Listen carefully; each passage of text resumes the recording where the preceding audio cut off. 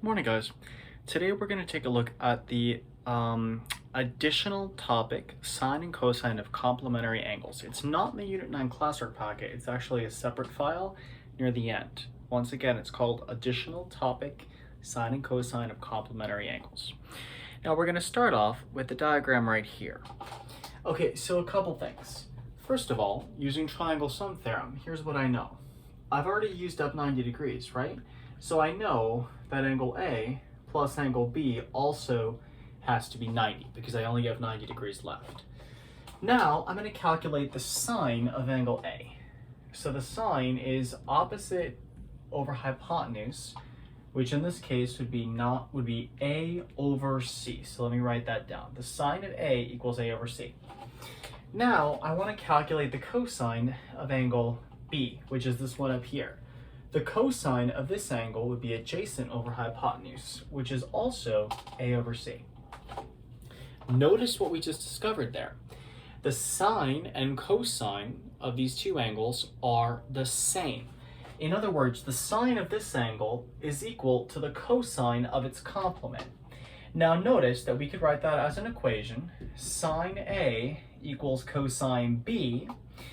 But using this equation up here, if I subtract A from both sides, I'm going to get this. B equals 90 minus A, and thus my equation can actually be represented like so. The sine of an angle is equal to the cosine of 90 minus that angle. All right. Oh my God, what a lot of mumbo jumbo.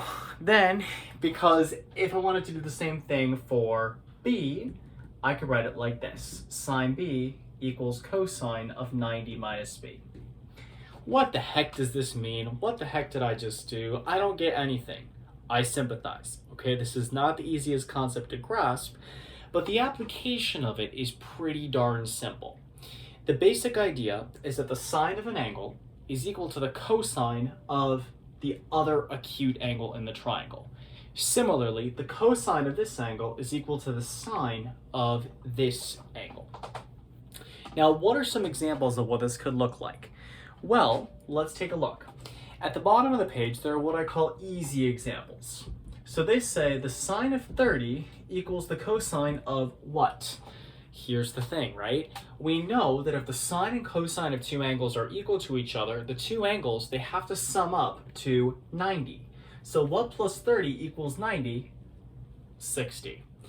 Similarly, if they give me that cosine 20 equals sine of an angle, again, if the cosine and the sine of two different angles are the same, that means the two angles add up to 90. So if this is 20, this is 70, and so on and so forth, okay? So that's pretty easy. The two things in parentheses just have to add up to 90. Now, let's take a look at an EOC level problem or two that's going to show this exact same concept. So now I want you to take a look at the second page, okay? And we're going to take a look at example number 1.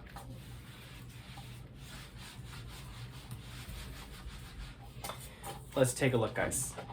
So they tell me that sine of 3x plus 9 equals cosine of 6x plus 1. Oh my God, what the heck do? I have no idea. Well, because the sine of an angle and the cosine are the same, these two add to 90. That's the big thing here, guys. You see a problem like this on the EOC or VSAT, take the two parentheses, add them together, and set them equal to 90. Let's go. So 3x plus 9 plus 6x plus 1 equals 90.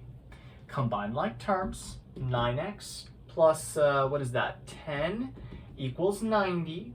Subtract 10 from both sides, so 9x equals 80. Divide both sides by 9. And if I wanted to, I could actually get this as a mixed number, right? So 9 goes into 80 8 times, minus 72, remainder 8. Put the 8 over the 9, 8 and 8 ninths. Not a great answer, right? But at the same time, it actually could work, right? That actually is the answer for this particular problem. Let's take a look at one more just to be sure you guys got this, and that'll be example number 2. All right, they tell me that the sine of an angle, so the sine of 2x plus 7 equals the cosine of 3x minus 2. Let's show that. Okay, if the sine and the cosine of two different angles are the same, that means that the two angles must sum to 90. The two angles are complementary. So my equation is going to be 2x plus 7 plus 3x minus 2 equals 90. Combine like terms, guys. So 5x plus 5 equals 90. Subtract 5 from both sides. Divide both sides by 5. And I want to say that I'm going to end up with, let's check. Goes in once, 17. Awesome. So in this case, x equals 17. Now, one variation on this problem could be that instead of asking you to actually find x, they might ask you to find the angles themselves. Well, if that's the case, all you'd have to do is take the x value and substitute back in. So in sum, the sine of an angle is equal to the cosine of its complement, and the cosine of an angle is equal to the sine of its complement. In plain simple English, if I have an equation where I have sine on one side and I have cosine on the other, add the two parentheses together and set them equal to 90.